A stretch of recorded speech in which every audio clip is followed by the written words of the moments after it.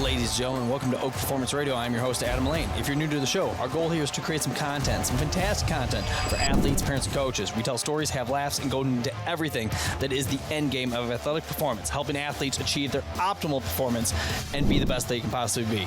Enjoy the show. Ladies and gentlemen, welcome back to another episode of this combination, guys, of Oak Performance Radio and the Happy, Healthy, Strong podcast. So glad to have you here with us today. Coach Colby Wartman in beautiful North Dakota, Next Level Training. Colby, how are you? Doing great, man. Doing great. It cut out just a little bit there, but I cannot complain. Getting to do what I love, and it's been nothing but great conversations before we hit record. So I appreciate the time, and yeah, man. There we go. No, this is exciting. You have a very interesting backstory, and now, to come full circle, we're father, husband, strength guy, endurance guy.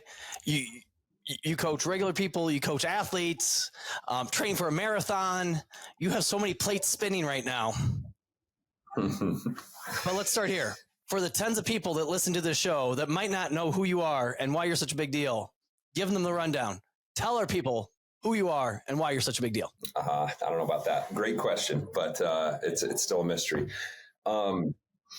Man, I grew up in small town Wyoming, like 5,000 people. Everybody knows everybody. Everybody knows everybody's business, and it's what I love. I love that. Long story short, performance and athleticism and fitness and just being a better version of yourself, trying to be every single day was kind of bred into me. My mom was an IFBB pro bodybuilder and then went 180, kind of like her son is right now, 180 into endurance side stuff. And then my father played professional baseball over in Australia, and then was on the practice squad with the Oakland A's for a little bit. And so performance has always been there. And after high school, went and got my degree and played college football. And it was always the point of I enjoyed the preparation to be better at football than football.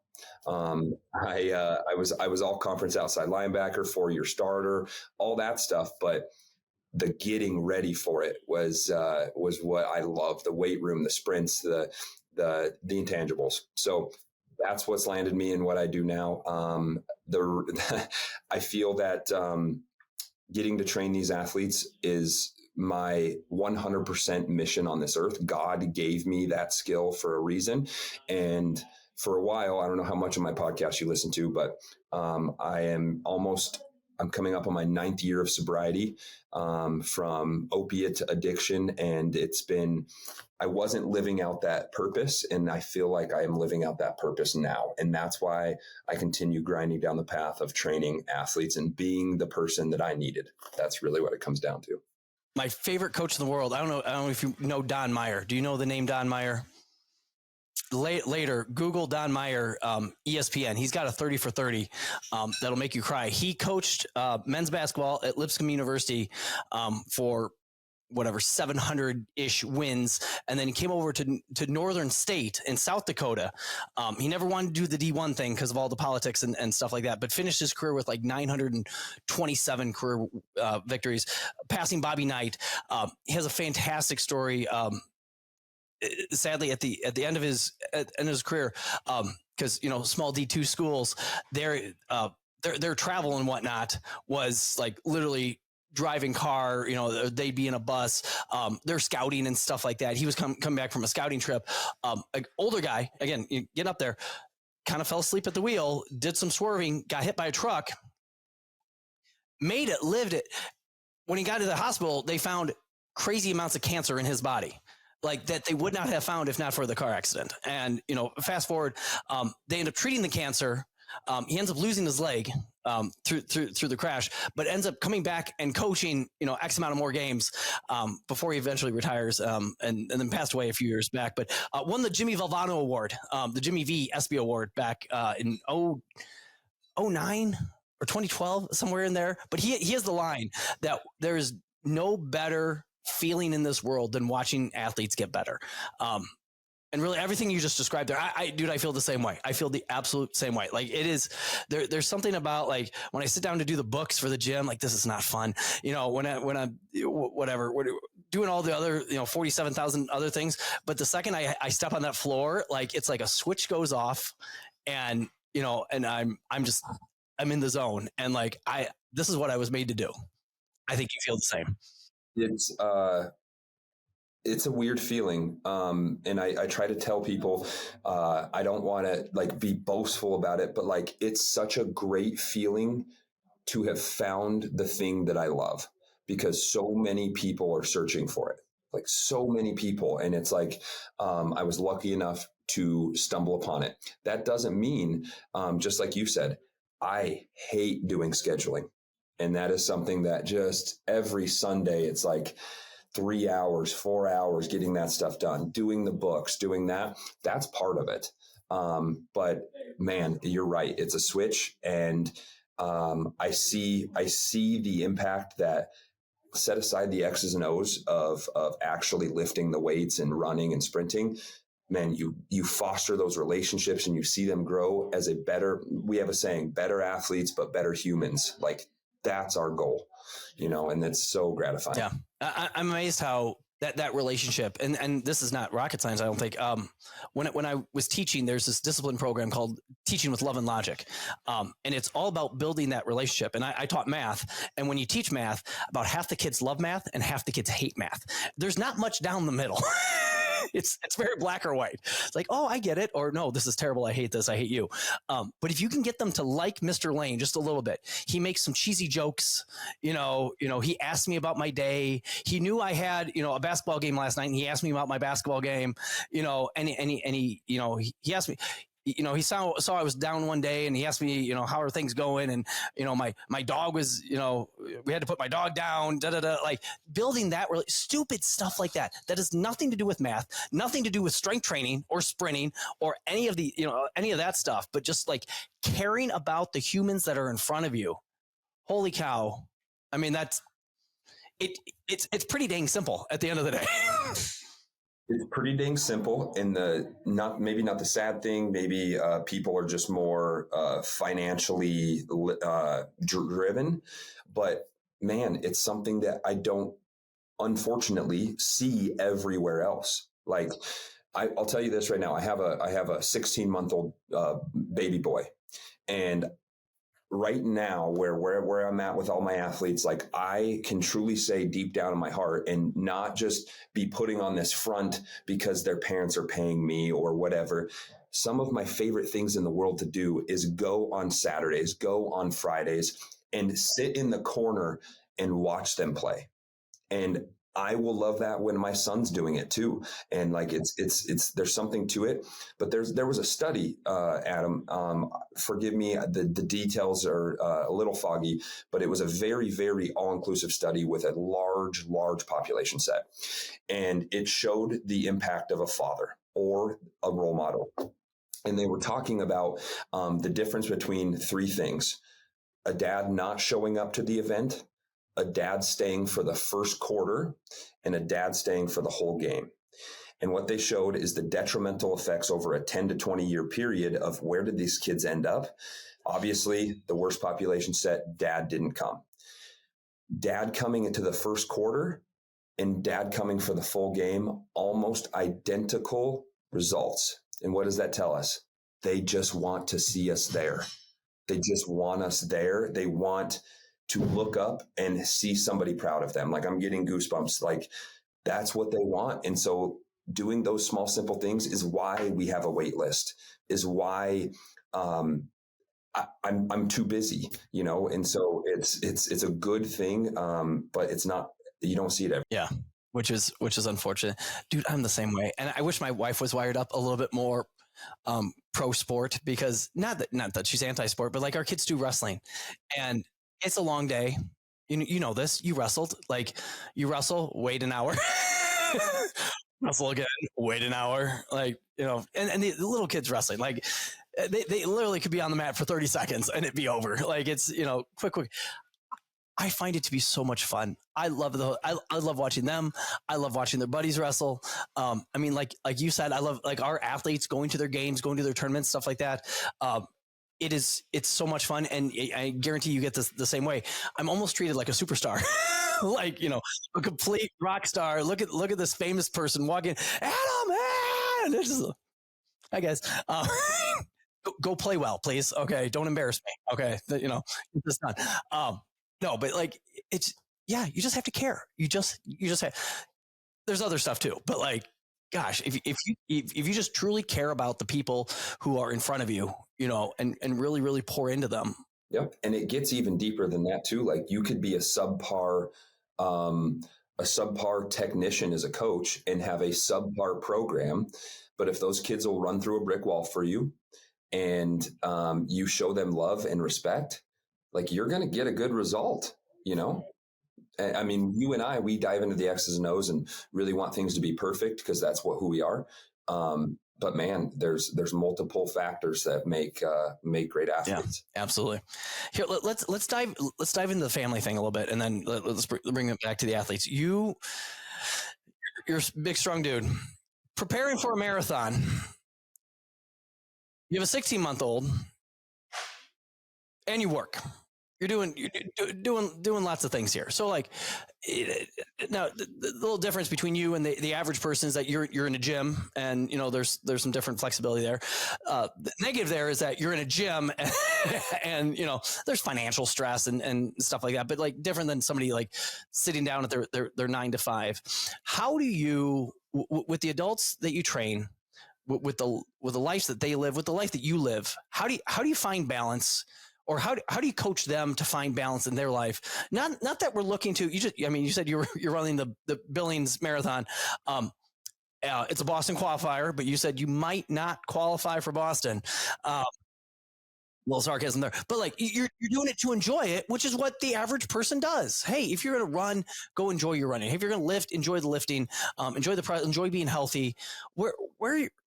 Where do you take great pride in the way of either you and yourself training or pushing, your adult clients to be happy, healthy, and strong? Man, the thing that I probably put onto my adult population, which mainly I train athletes, but I have a lot of my OGs that I train that have been long-term people. In my personal life, I've been burnt many times about the destination. And I've been absolutely burnt where I thought that was the pinnacle, that I thought that I was going to be fulfilled and I was going to be loved and praised to some extent for being the all conference outside linebacker or whatever it is. But you come to find out as you mature, and I've been in the game for 8 years, but I have a lot to learn, that the process is the real gold. And if I can instill that in adult population, which there's some people much older than me and much younger than me, I tend to find a better result. And so the weight room is so good at that. The weight room is so black and white, and it shows you today you weren't ready for that weight, but next week you may. And that has been instilled in me. And honestly, Adam, the biggest thing that helps me as a coach is my history with addiction. It's been shown, and it's absolutely opened my mind, and it's got me to a point where I'm at. So like the biggest thing is what I used to call addict consistency. Addicts are consistently lying, consistently late, consistently doing something wrong. What I found in the speeches that I give on this, and I hope it clicks with people. It clicks in my head.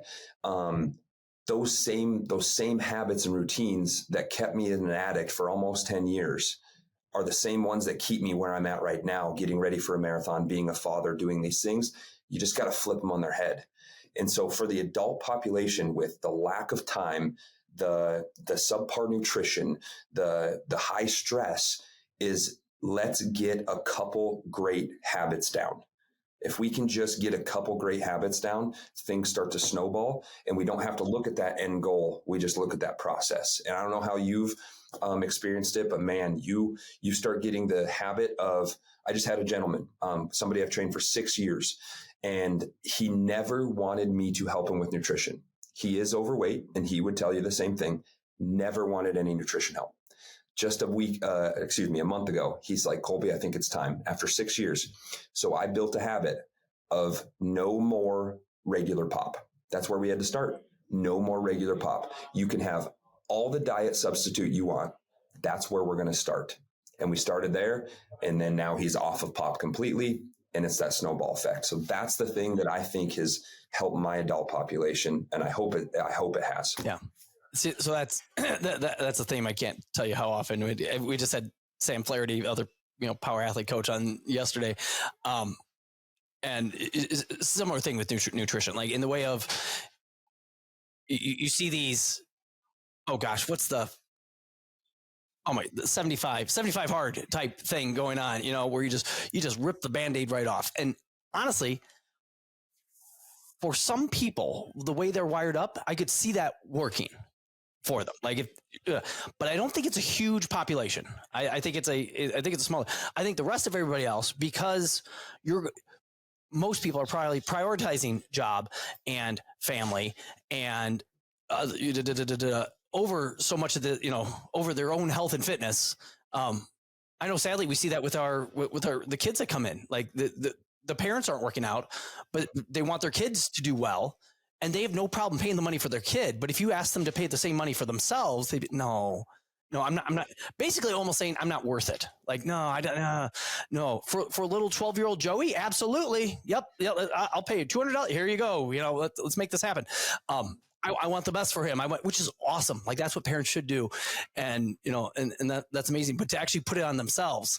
But I love what you said there, just in the sense of like, hey, let's form step one. Let's form a habit. And if you're addicted to regular soda, let's just make it diet soda. You still get the bubbly, it's still a can, it just, it doesn't have the calories. It has the fake sugars. One could argue that, Colby, that's not healthy, coach. What are you doing? Why don't you do what to actually defend that really quick? Just because I bet people are thinking that, like, diet pop, that's not better. It's got sucralose, blah, blah, blah, blah, blah. Defend that. I am somebody that I will hold my ground very, very hard until I am proven wrong, and I will pivot, and I will pivot hard. Because I feel like we have to in what we do. Long story short, I follow and have some good friends that are on the bodybuilding side. And in the bodybuilding world, it's calories in, calories out. And obviously that range true in a lot of what we do as well. But there was a couple, and I had to look it up for myself, and I could even send them for people to look in the show notes. But I looked at a couple of the original studies on artificial sweeteners. And this is a general statement for all artificial sweeteners.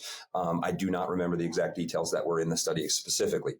However, in that study, they showed that we used to think that aspartame, the first thing that I thought when I thought of aspartame was Alzheimer's, that it caused cognitive decline. Long story short, it was a rat study, and the amount used for the aspartame was astronomical, almost 10,000 fold what the normal intake is for a human.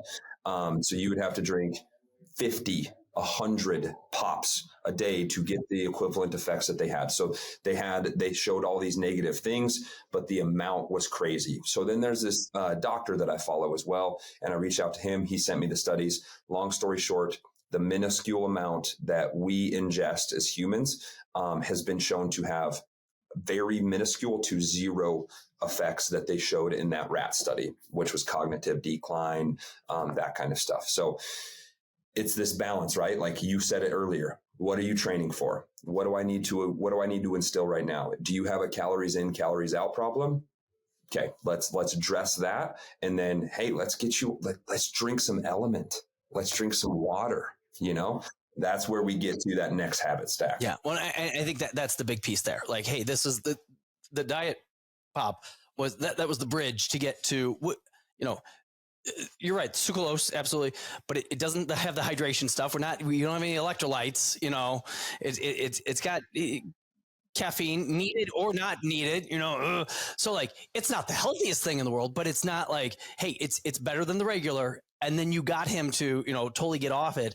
And what a great bridge. Now we're drinking water, and now we can start to mess with, halo elements and some, it just makes sense. I love that. I love that simple progression for people. When they start with you, I know you, we'll get more into the youth thing here in a second, but when adults over the past 8-9 years have started with you, where do you start them? Do you start them more on the fitness side of things, more on the nutrition side of things, combination? I would say in the last 2 to 3 years, Adam, I've never struggled with nutrition. So I was under the impression that other people could not struggle with nutrition. I don't get sick of foods. I eat the same thing, X, Y, and Z. Well, that was just the performance that was kind of bred into me. Well, if you had asked me this question 3 years ago, train. We just need to start training. We need to go. However, now, honestly, our gym as a whole, my business partner, Dan, we've really attacked nutrition head on, and our results have been astronomical compared to what they were. Astronomical. And so I do not enjoy coaching and teaching the nutrition side. I just don't, because I never struggle with it. And that's probably why. However, I know how pivotal it can be. So we start very early, within the first week, just giving them a little bit of education and guidance. And usually how we start with nutrition is, honestly, I tell people, because as soon as I say, hey, bring out this, I don't use MyFitnessPal anymore, but bring out this tracker, everybody just shuts down, because they're like, I have to track my food, I have to weigh it. And it sucks. For me, somebody that's a gym rat, I hate doing it, let alone having a 9 to 5 and kids. So what I tell them is, I said, I need 2 weeks. I need 2 weeks. Let's break it down day by day. So I need 2 weeks of tracking. And so we track 2 weeks. From there, I build them their macro breakdown. And then all I do specifically is I have a do list and a don't list. And if it's on the do list, which is a Harry Potter book, eat it. And pretty much it boils down to whole foods. Try to cut out as much stuff in a box is the big thing. So if it's a whole food, if it's high meat, high protein, everything, eat it. And then we kind of make small adjustments off of that. But I think everybody could benefit from just cutting out the box and eating from whole foods. Let's tie this directly into the kids stuff now. So in the way of working with, because I struggle with this with our high school kids. We coach a lot of females. So now all of a sudden, middle-aged man, Coach Adam, trying to say, hey girls, we need to eat more protein. Hey, let's not skip breakfast. Hey, let's not skip lunch. Hey, let's eat more than one meal a day. Hey, you need to feel, Cheez-Its is not a food group. Like, whatever it may be. Glad you got your Starbucks in on the morning, but if you woke up 3 minutes earlier, you could have had some overnight oats, and we'd be in business. Is that much of a thing, that nutrition piece, much of a thing that you do with your high school, college? I think is a little bit easier, but like talk specifically like middle school, high school kids who are still like under their parents' roof and eating the food that's put in front of them. Yeah. So we do a lot of small group. When we say small group, we usually have a ratio, not usually, always. If there's more than 5 kids in a small group, we have to have a second coach. I really like that. However, and it's been something that's been super popular for us. However, even at the 5 mark or the 10 mark or the 15 mark, in those small groups, it's much harder to give, just because of our time, it's much harder to give that individualized nutrition approach to them. However, 75% of what I do is one-on-one, 2-on-1 with my more advanced athletes. And that's 90% of my day is full of that.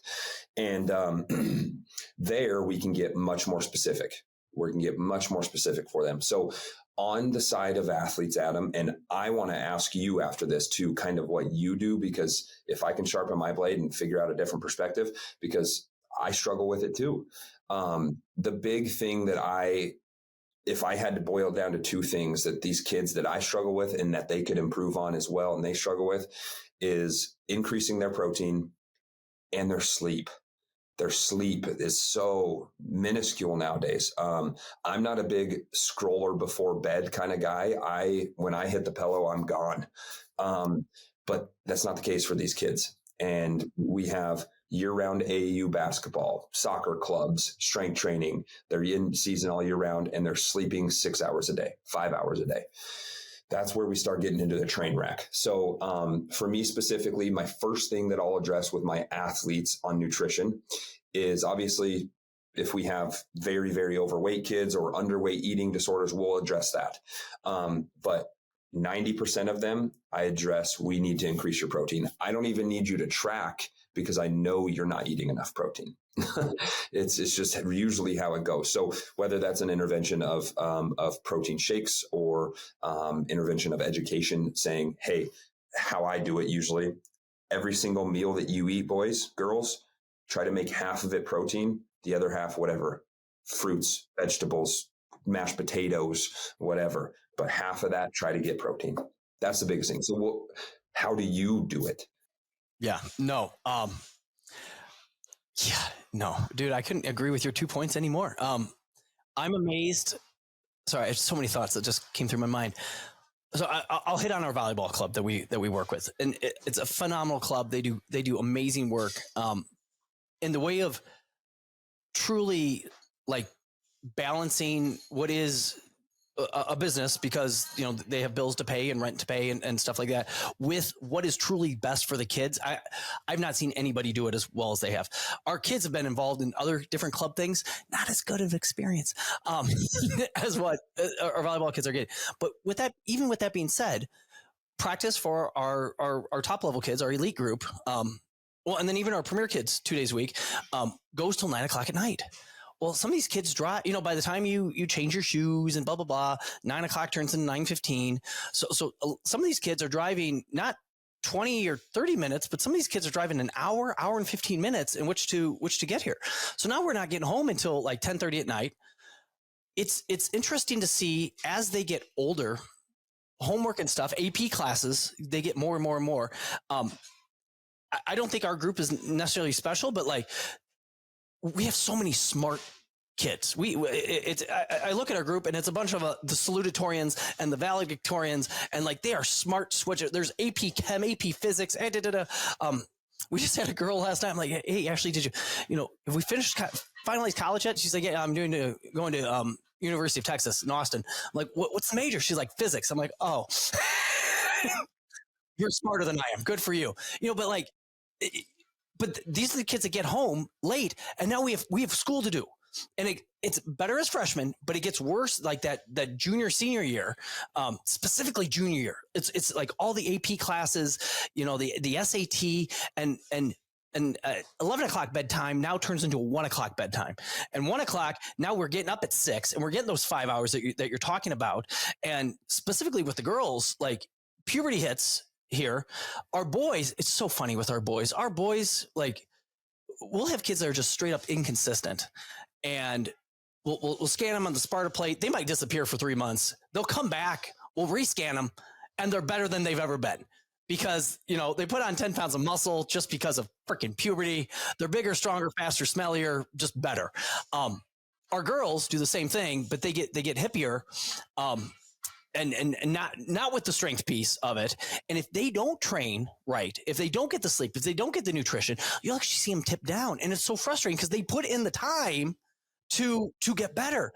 And now you're putting in this effort, but not getting a return.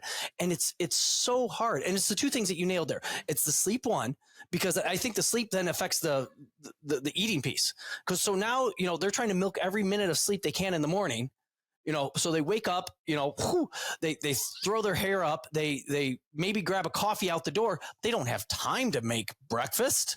Why would we do that? And then they go through the day, they hit lunch. They're not hungry because they didn't really sleep well. You know how your tummy gets all weird and funny when you don't sleep.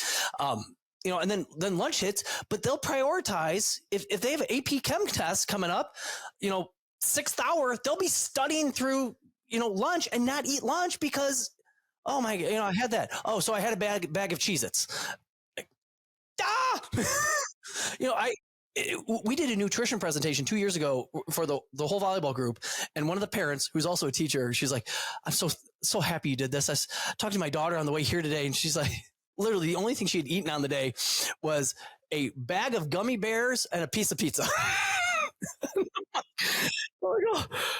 She's like, so like we tell them we did it. Now, we can get into this too as a parent, to have that, if you have that stuff around the house, or like, hey, maybe we need to make better choices at school or whatever it is. But like those two things are so hard to balance. And then, sorry, I just ranted, Colby. Sorry, so much.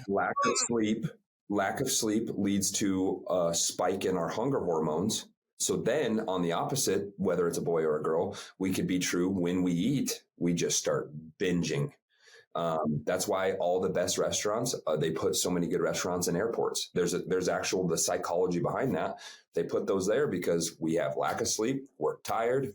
Starbucks looks great. Plus the Dunkin' Donuts, it's crazy,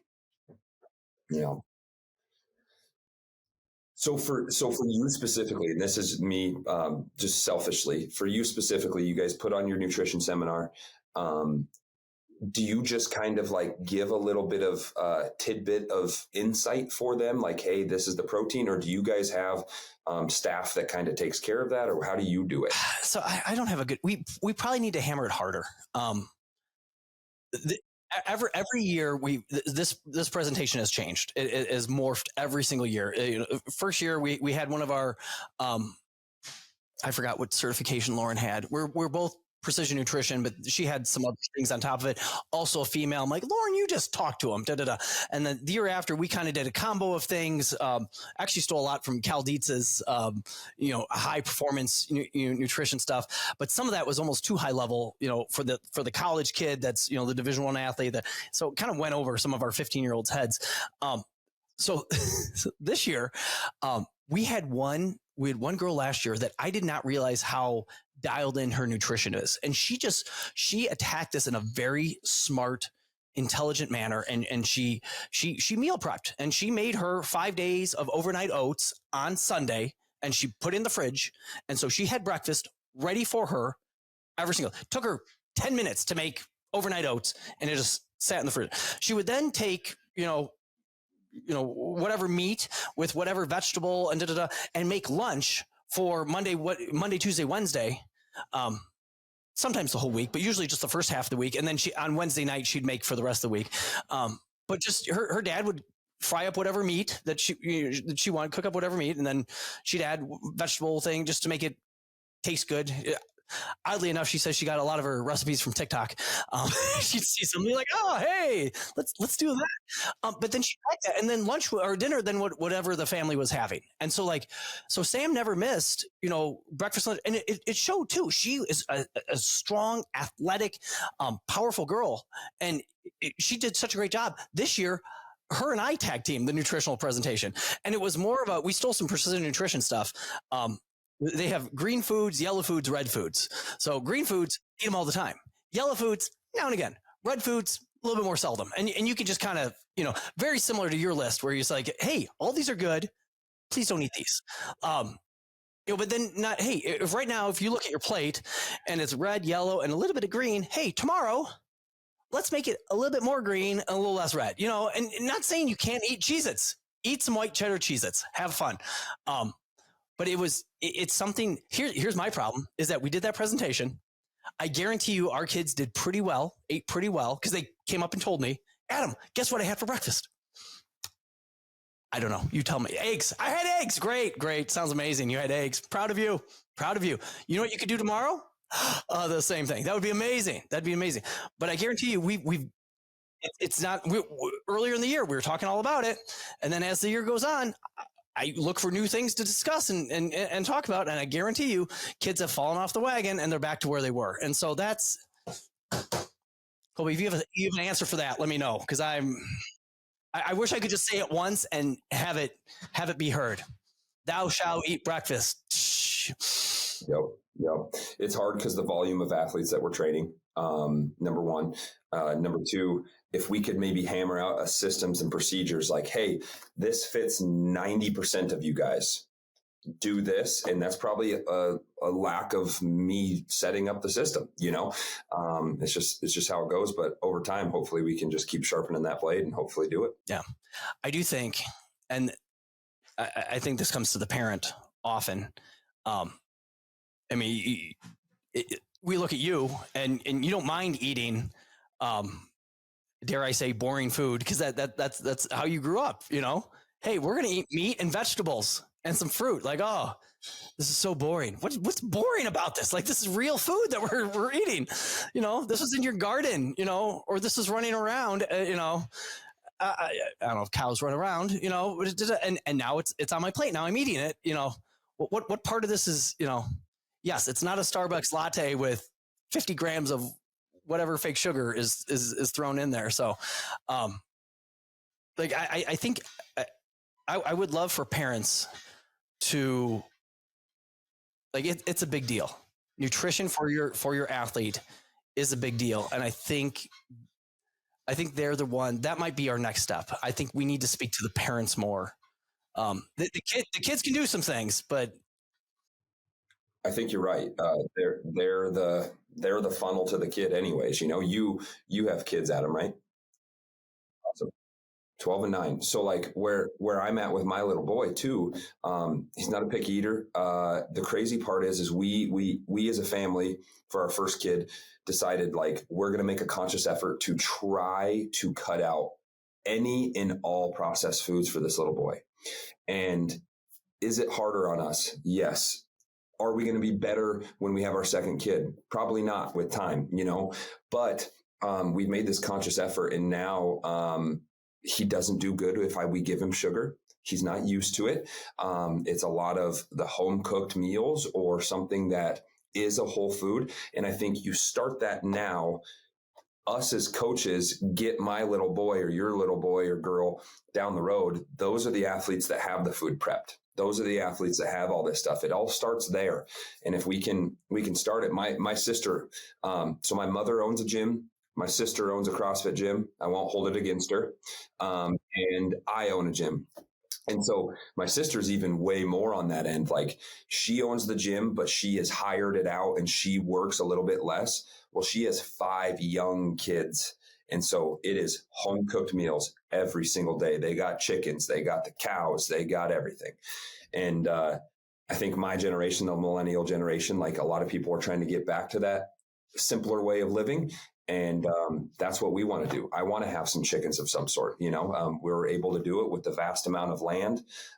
So it works out. But that's the goal, right? I think that would be the best to speak to the parents about that and hopefully instill some habits. I'm amazed, and I'm assuming you've seen this as a young dad. The monkey see, monkey do of my kids. It's never, and it's gotten worse as they've gotten older. Like my oldest will throw phrases that I say back at me, and I'm like, oh, child.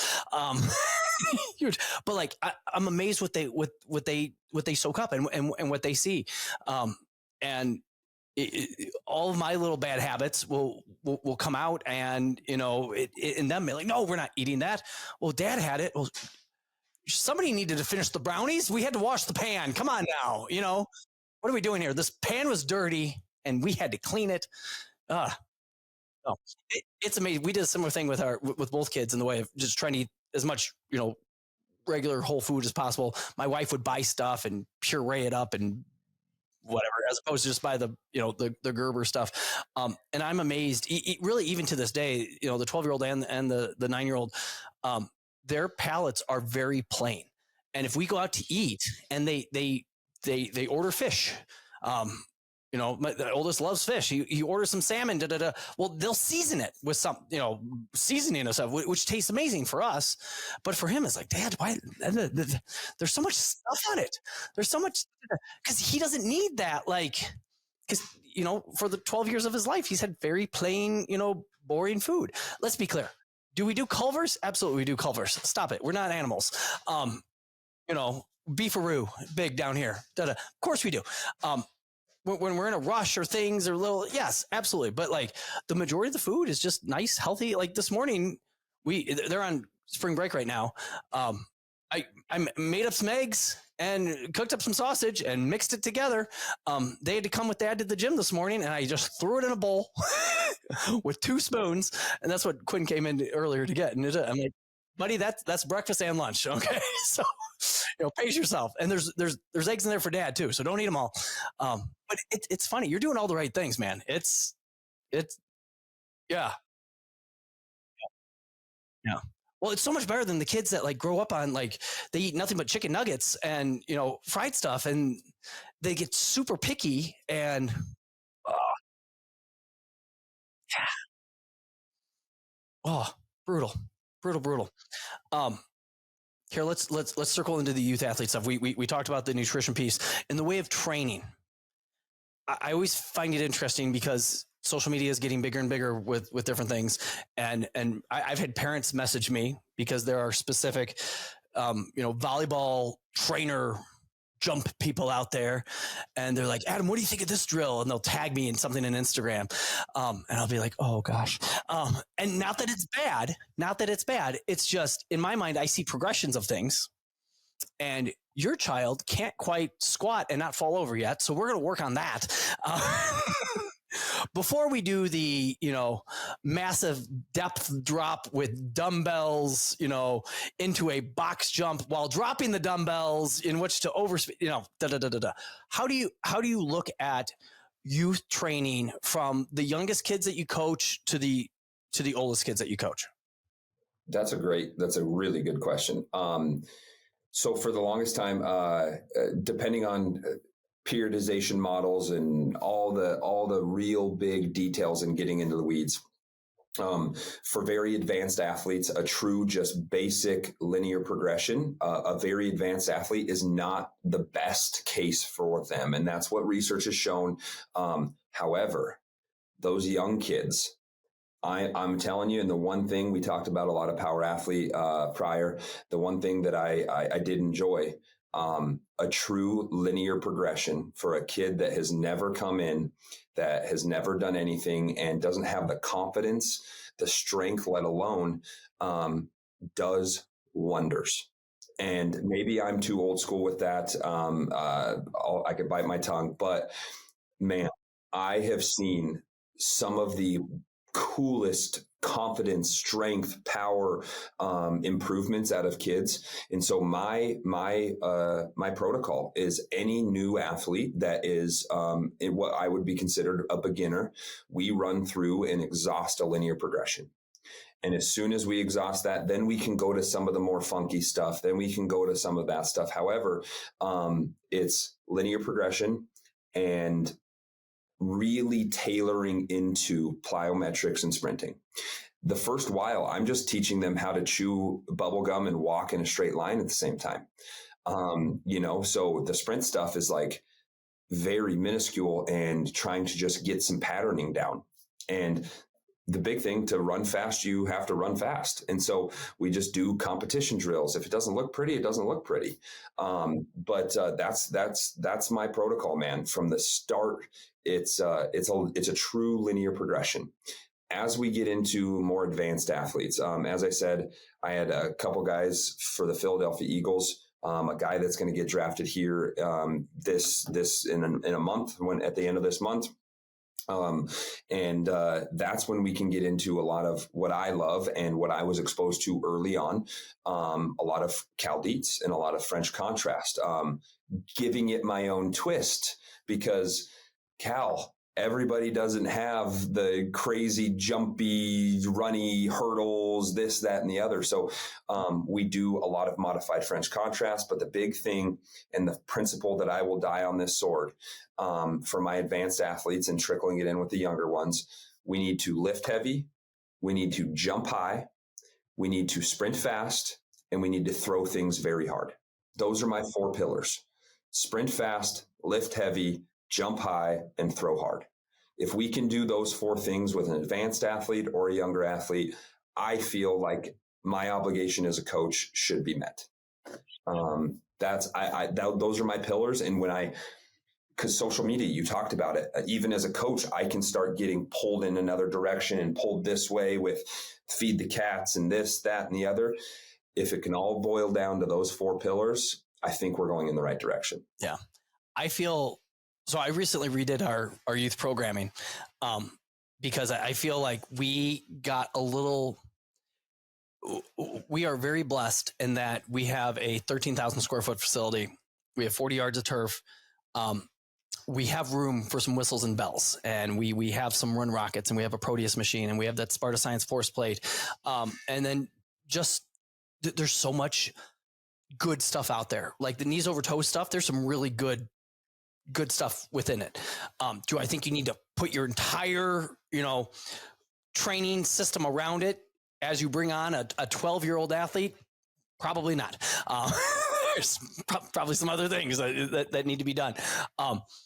But I think it's really easy to get very distracted with all these different, shiny objects and, people doing crazy ass plyos, on Instagram, and, oh, look how cool this is. And when in essence, it comes down to really what you just said right there, to sprint fast, to lift heavy, to jump high. I would say jump far also, and then also throw hard. Like that makes all the sense in the world to me. When I coached basketball, that was one of our things. Like when kids went out to shoot, I just didn't want them out there just shooting. I wanted game shots from game spots at game speed. Like you're going to shoot the ball where you shoot the ball. Okay. If you're not a 3-point shooter, we're not shooting 3-pointers. Okay. Work on your 15-foot, mid range. That's fine. Game shots from game spots, at game speed. But so you're just like catching and like you're boom and you're ready to go. You get 10 toes squared and you go right into it. And it was not rocket science, but dude, I absolutely love what you said there, right there. Like that, I think that sums it up beautifully. And because sadly, I think there are a lot of parents out there that think there's some secret something of something. But if you do those things, if you run fast, you will get faster. If you lift heavy, you will get stronger. If you jump high and far, you will get more springy and plyometric-y. And I love the throwing piece too, because I think that is the big piece that's left out of training is that Z axis, transverse plane stuff, to throw. Charlie Francis knew what he was doing back in the day, and Vergashansky and all them. Like we have to take those tidbits, but as a coach, we are that funnel. And for me, I am. And we haven't talked about I'm a real estate investor too. I do so much, and I have all this stuff. Right? It acts as a funnel for me. If I can come back to those 4 principles, it helps keep me grounded, let alone my athletes, because, social media is, love it or hate it. It's a part of what we do. And so that shiny object syndrome just isn't for the kids. It's for me as well as a ADD go guy, and so if I can boil it down and those kids ask me, why are we doing X? Because this is what it's going to help you with on the field. And you bring up a great point. This, I'm sure we're aligned very closely on this, but the sports specific training stuff, that is practice, and putting a throwing cord on a youth pitcher and giving him Tommy John surgery by the time he's 18 is not optimal. And so if I can boil it down and say, this is the pillar that it hits on. And I talk about it quite a bit, but if those pillars are something that I should market more, like these are the 4 things. If it fits within there, awesome. If not, let's have a conversation and see if it's worthwhile, The early conversations I had, this is our 7th year working with this volleyball club, conversation I had early on about, training with volleyball staff. These are volleyball coaches doing volleyball things, versus, our strength, and they stay out of our way. We stay out of their way. And then with that being said, we try to complement each other in the same breath.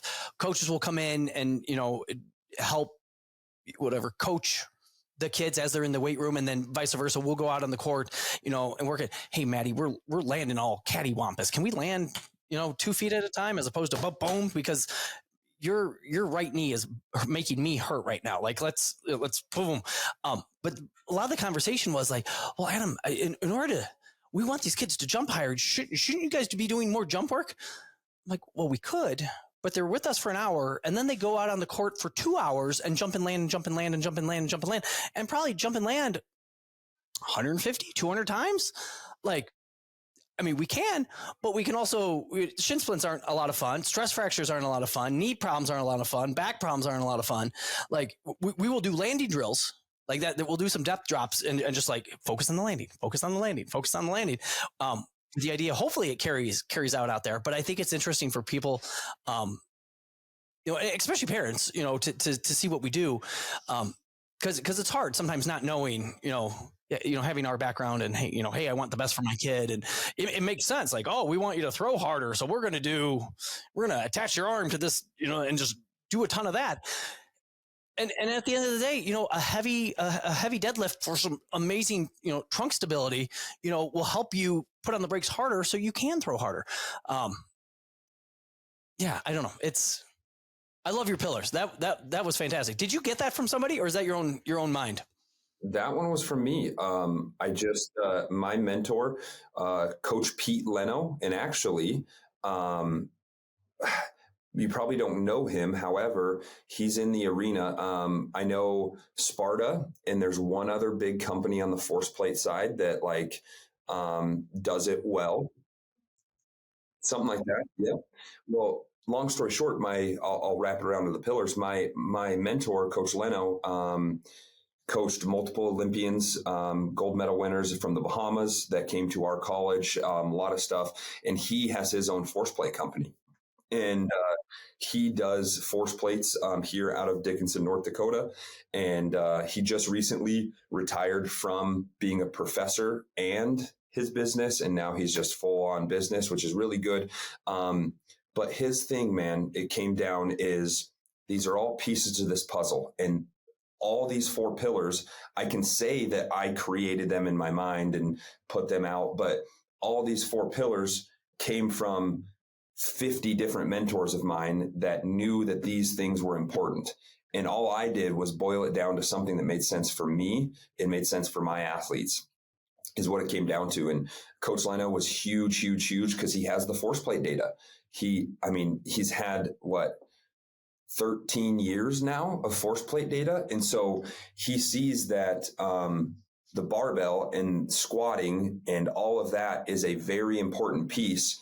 But when it comes to eccentric loading, it's not going to be the end all be all, and when we're doing a back squat compared to a jump, even the concentric loading and the spring it's a different world. Those are 2 different things. And so when I made this, over the years, I would say in the last 4 to 5 years, Adam, is when I really started like, hey, when the kids are ready, not your original first kid that walked in, when the kids are ready, jumping and landing, super important. And then the med balls and that. So those 4 pillars just kind of came together from mentors and what made sense for my athletes. No, dude, that's fantastic. That's fantastic. Well, and then I look at adult training, and I don't see it being that much different than the youth outside of you have to, I don't want to use the word scale it, but you have to adjust it for the person, so sadly, I've seen people who are, they have a pretty decent deadlift, but there's that white stuff in the winter called snow that comes down that now we have to shovel it. And that rotation, like they'll hurt their back. They can deadlift 400, but they go to, oh, my back. Like, no, like that can't be had. And what are we missing? We're probably missing that rotational.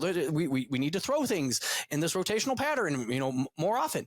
We need to run fast. Now, when we say run fast, we don't actually need, Sally to sprint, 100-meter runs, but she can hit bike sprints. She can hit sprints on the rower, intervals on the rower, on the ski erg. Like there are other ways in which to sprint. You can lift heavy in which to get stronger. Again, that's relative. We don't want to lift with bad form, and mine's going to be different than yours because obviously you're younger and stronger and better looking all over, versus, a new 13-year-old kid versus, a middle-aged mom, or like it's all relative, depending on where you are. So like, and then even the jump landing thing, like, jump high, we can jump high, but I think it's even more important on the landing thing. Like if you're a dad and you go to jump off the tailgate of your truck, like that's a really easy way to blow out a knee if you don't land well. Like, so like how can we scale this back so you can land, softly, and your back and knees and whole body doesn't hurt, as you jump and land, whether it be a simple broad jump or, whatever it might be. We a lot of my kids that are ready for the plyos kind of hate the first week and a half, 2 weeks, because I'm like, hey guys, we're going to introduce some plyos, and they're like, oh buddy, this is the sexy stuff, this is the hurdles, and I have a 12-inch box that they're stepping off of and landing on double leg. Then we go landing on a single leg, and then we do actual dynamic. So I have a progression where we start really tall and we pull ourselves down. We're not even jumping, we're decelerating, and then we introduce a vertical jump and a broad. So it's all about that scale, man. And early in my career, and sometimes even now, the systems help me a lot better now. But I've jumped the gun, and I've gone too far right away. I think we probably all have, but you find out that you don't have to crack 11 of the 12 eggs to make a dozen. So we can scale it. Yeah, and I love that metaphor too, because that's one of my biggest frustrations with, whether it be sport coaches or strength coaches, where like you eggs against the wall approach. Like, hey, you throw a dozen eggs against the wall, you have one that doesn't break, and they're the D1 athlete, they're the state placer, and you're like, oh, look how great of a coach they are. And you look on the sideline and you got all these other kids wearing boots and knee braces and had surgeries and blah blah blah blah blah, and you're just like, oh man, because I was the kid opposite of you. I had no genetic trash can right here. Like, not, I worked insanely hard in which to be a very average football player, just to start, throw it out of my mind. But like, it bothers me because that eggs against the wall thing. There might be some kid that can handle the more high level plyometric a little earlier on, but like you said that I've made the mistake of like, hey, let's try this, and then I watch it be like, oh no, sorry, Carl, you can't do that. Yeah. We have we're okay. It's unfortunate. No, you're not. Yeah, it's super unfortunate, but it's well known in my area. So I'm not saying anything out of the ordinary, but we have a college wrestling program here, and the college coach was a genetic freak. 3-time, I think he was a 3-time national champion, went to Iraq, was deployed, came back and won another national championship. But he was one of those guys that you could throw anything at him, and genetically he's predispositioned to oppose injury very well. Well, he's taken that philosophy and the natural philosophy of wrestling, very hard. Long story short, every single year since he has taken over, every single year, we've been ranked in the top 10 to 15 in the nation. And every single year, Adam, it's super unfortunate, but we've never finished top 10 or 15. We've always finished outside of the top 25.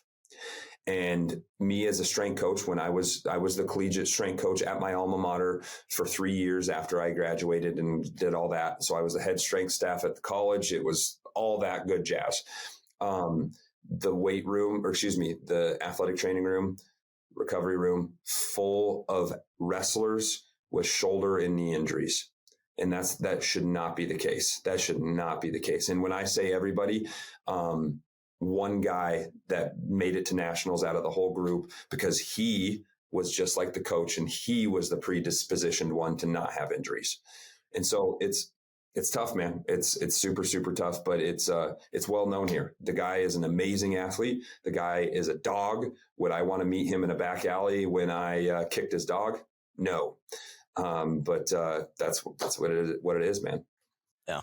Well, here, Colby, to wrap up with this, and we should name the podcast after this.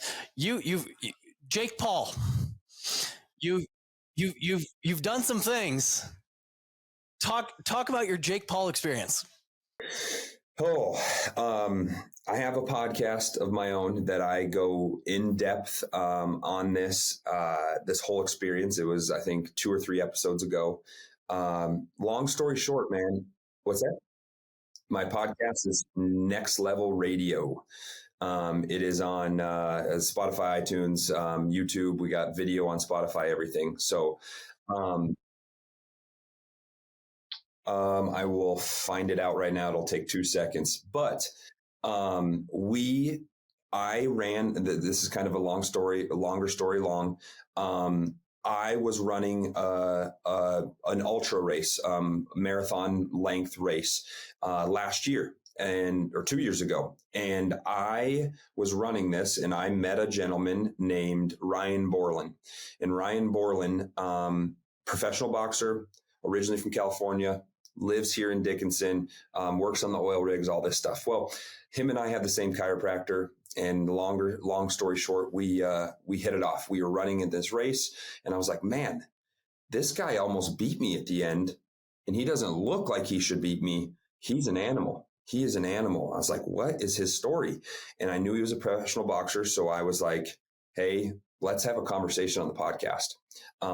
So episode 122, it's the whole recap. But we had a conversation, and with those type of people, it's not everybody, but like real estate investors that have never worked out a day in their life, I don't do this with. But these kind of guys, we go on a run or we train prior to, and then we jump on the podcast together. And it's kind of that shared suffering. And so long story short, I had the podcast with him and I didn't talk to him for 6 months. And I get a call or a text one day and it says, hey, can I call you? And I was like, sure, this is super weird. And he's like, hey man, I want you to be my coach. I have a boxing fight coming up. I was like, awesome, man. Like, here's my rates. Here's this, like, we'll meet and we'll do all this. And he's like, no, this is bigger than what you're thinking. And I was like, what's big? He's like, I'm fighting Jake Paul in Puerto Rico. The biggest boxing fight to date in Puerto Rico. Largest streaming besides the next one that he's going to be fighting Mike Tyson. So it all just snowballed, man. And it was because I reached out to a guy that I was running a race against and we became friends. So the experience, I'll kind of skim over the details. And if you want more details, let's do it. But we had Ryan was retired for 5 years. And he got chosen for this fight. And he was a professional boxer, Golden Glove boxer, amazing. And it was awesome. So we went through a camp and Ryan, we only got like 7 weeks because that's what they do on the Hollywood side. They don't see the theatrics. They made him scrape his Instagram to make it look like he wasn't retired. They made him do all these things, the theatrics. They gave us 7 weeks. And with 5 years of retirement, I probably would have wanted 3.5, 4 months in a perfect world.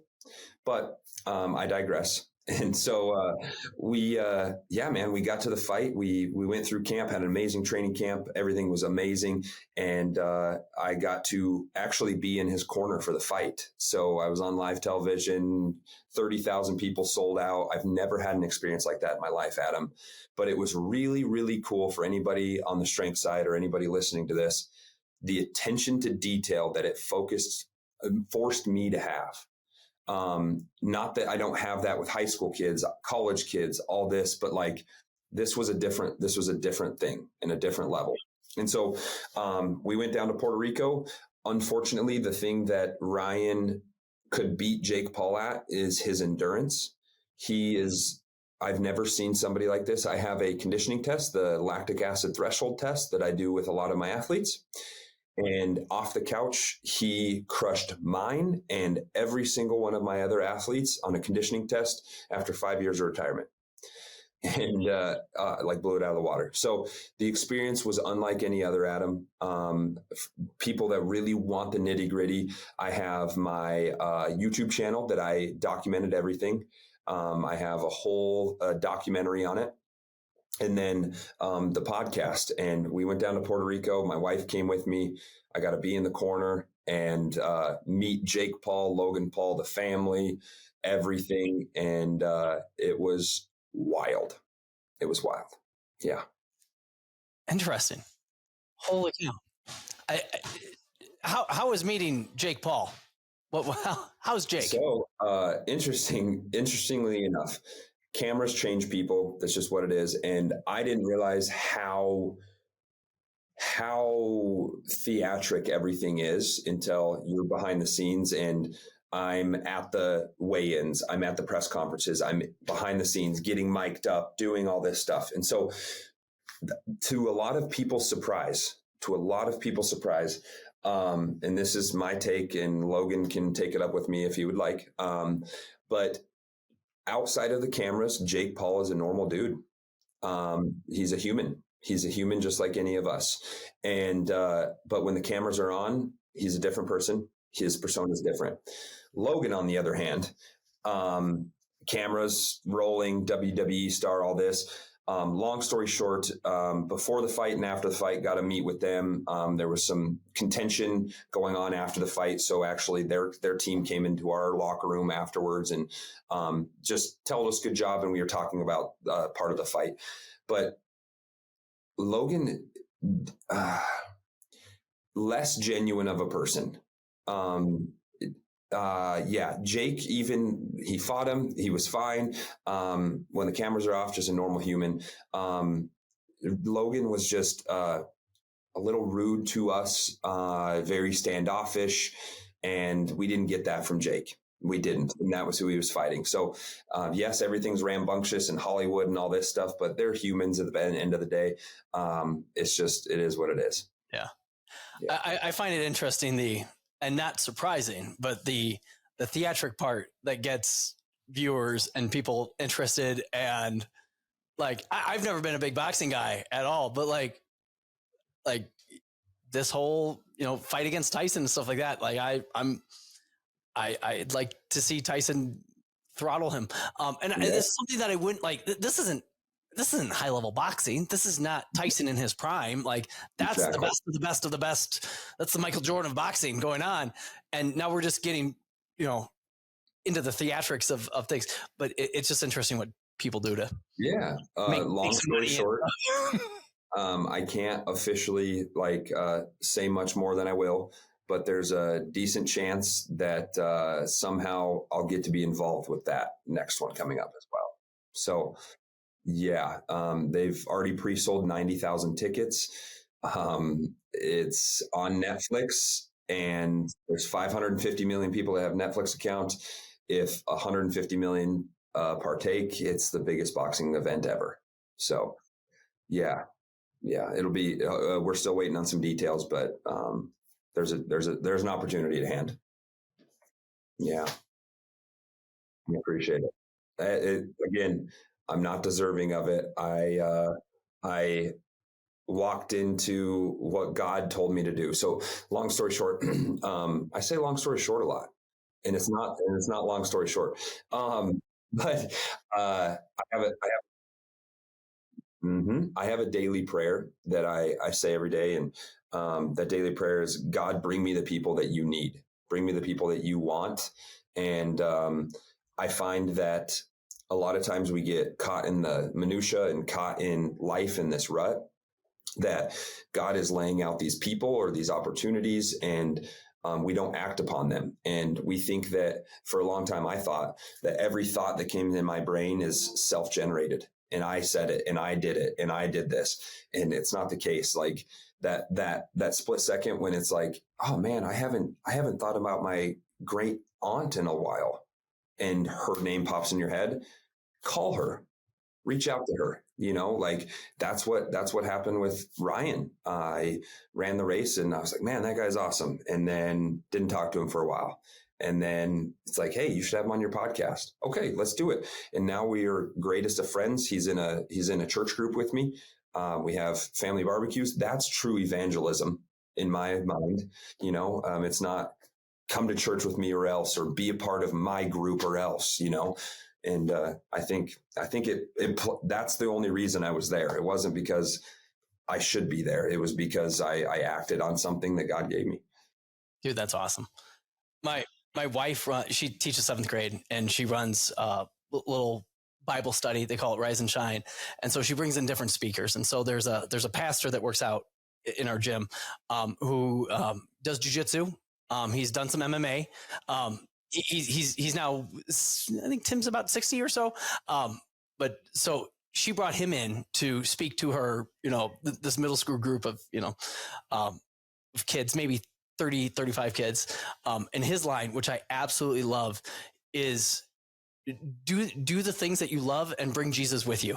And, and I absolutely love that. I think that's absolutely fantastic. And really to everything that you're doing there, like you love the running thing, you love the training piece, and you just, and you bring them with you. And I think that's awesome. It's I wouldn't be here without it. So it's guided my life thus far, and we're hopefully headed in the right direction. Yeah, never easy, but never in the right direction. Always worth it. There we go.